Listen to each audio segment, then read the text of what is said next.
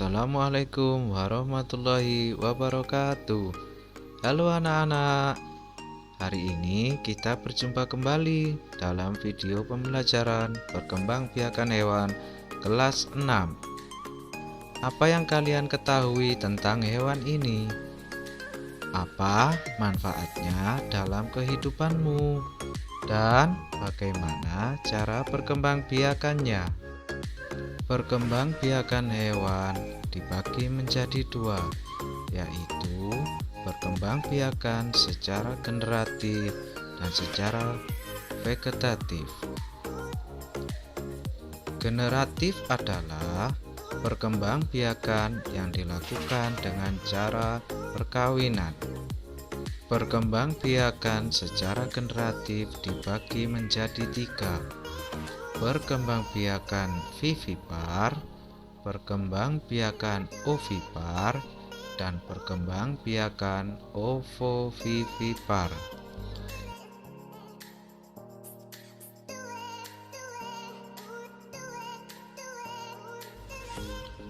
Perkembangbiakan secara vivipar atau beranak adalah perkembangbiakan dengan cara melahirkan atau beranak. Pada umumnya, perkembangbiakan jenis ini banyak terjadi pada hewan jenis mamalia atau hewan menyusui. Ciri-cirinya, menyusui anaknya biasanya termasuk hewan mamalia, mempunyai daun telinga, tubuhnya ditutupi dengan bulu atau rambut. Induknya mengandung keturunan selama beberapa waktu, mempunyai kelenjar susu. Perlu kalian ketahui bahwa manusia juga berkembang biak dengan cara vivipar.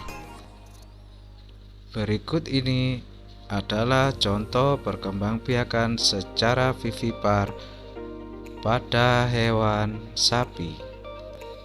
Contoh yang kedua, perkembangbiakan secara vivipar pada hewan kuda.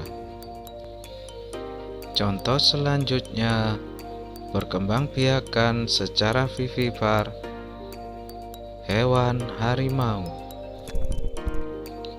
Contoh selanjutnya, perkembangbiakan secara vivipar hewan kucing.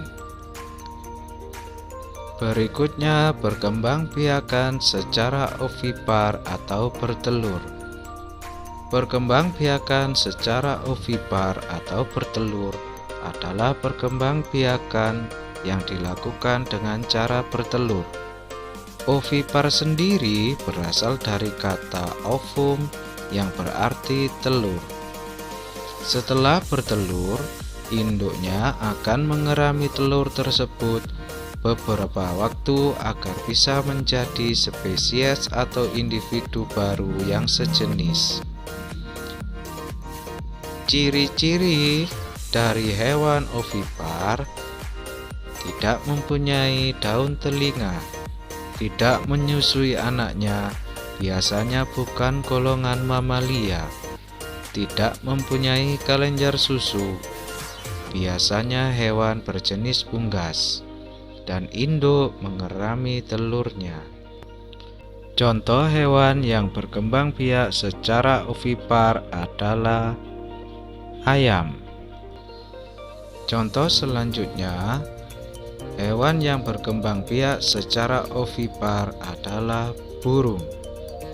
Contoh berikutnya, hewan yang berkembang biak secara ovipar atau bertelur adalah ikan. Contoh selanjutnya, hewan yang berkembang biak secara ovipar atau bertelur adalah bebek.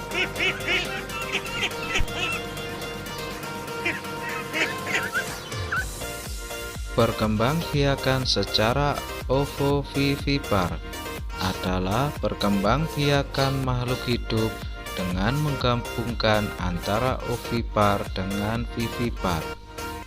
Embrionya berkembang dalam telur, tetapi telur itu berada di dalam tubuh induknya.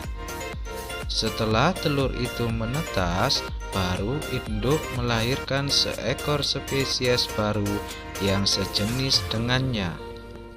Ciri-cirinya, hewan yang berkembang biak secara ovovivipar tidak memiliki ciri-ciri khusus atau mencolok. Akan tetapi, perbedaan hewan ovovivipar dengan hewan lain hanyalah dari proses pembuahan hingga melahirkan. Tetapi secara fisik, hewan ovovivipar memiliki ciri-ciri seperti hewan ovipar. Contoh perkembangbiakan hewan secara ovovivipar adalah pada hewan ikan hiu. Contoh perkembangbiakan berikutnya secara ovovivipar pada hewan buaya.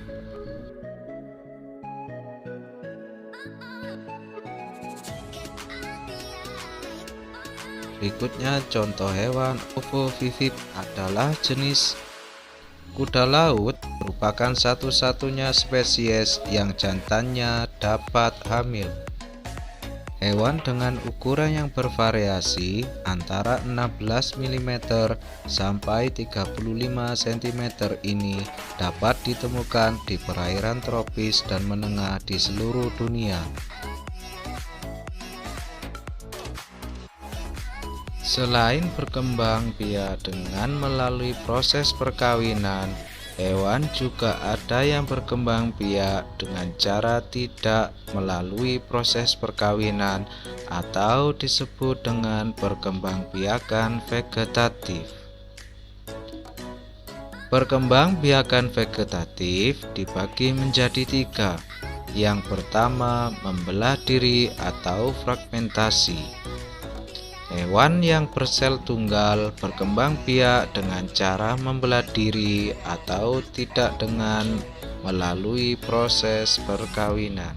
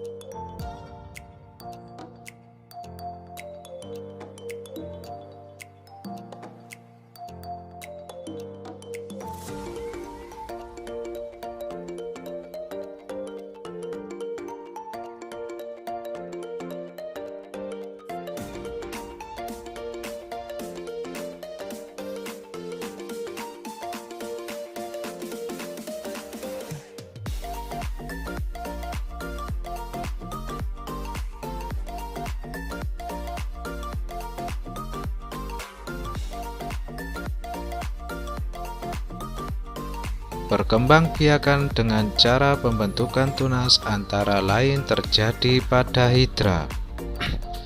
Hidra merupakan hewan yang tidak bertulang belakang. Hidra hidup pada air tawar.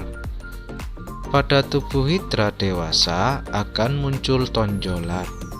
Tonjolan tersebut akan terus tumbuh dan membesar, kemudian akan berbentuk mulut dan lengan atau tentakel. Hidra adalah genus dari hewan air tawar kecil. Hidra juga merupakan hewan pemangsa yang termasuk dalam filum Cnidaria dan kelas Hydrozoa. Hidra banyak ditemukan di air tawar yang bersuhu tropis dan tidak tercemar. Hidra juga termasuk hewan multiseluler yang memiliki tubuh berbentuk tabung. Panjang tubuhnya diperkirakan 10 mm. Hidra hanya dapat dilihat menggunakan mikroskop dan tidak bisa dilihat dengan kasat mata. Hidra berkembang biak dengan cara tunas, yaitu penonjolan yang terdapat pada bagian tubuh induknya yang beberapa lama kemudian penonjolan itu akan lepas dan terbentuklah individu baru. Cara tersebut ditempuh dengan cara aseksual, yaitu tidak kawin. Cacing planaria tergolong dalam kelompok cacing Platyhelminthes, satu-satunya kelas yang hidup bebas atau non-parasit, mempunyai sistem ekskresi dari sel-sel api atau flam sel. Cacing planaria akan melakukan fragmentasi, yaitu dengan cara mematahkan tubuhnya menjadi beberapa potongan tubuh. Kemudian, masing-masing potongan tubuh tersebut akan melengkapi bagian tubuh yang hilang sehingga terbentuk individu baru yang utuh. Bersifat hermafrodit dan berdaya regenerasi cepat.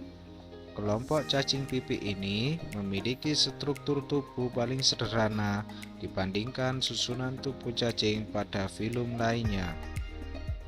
Cara reproduksi planaria secara vegetatif ini sangat menguntungkan saat planaria tidak dapat melakukan reproduksi secara generatif karena keadaan tertentu.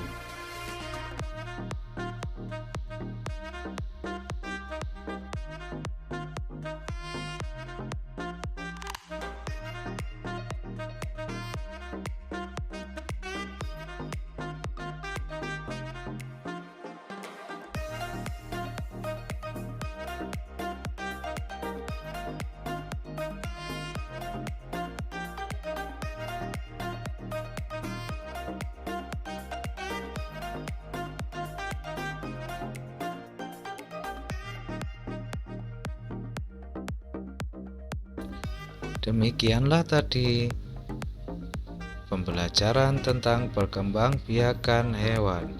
Semoga bermanfaat dan terima kasih. Assalamualaikum warahmatullahi wabarakatuh.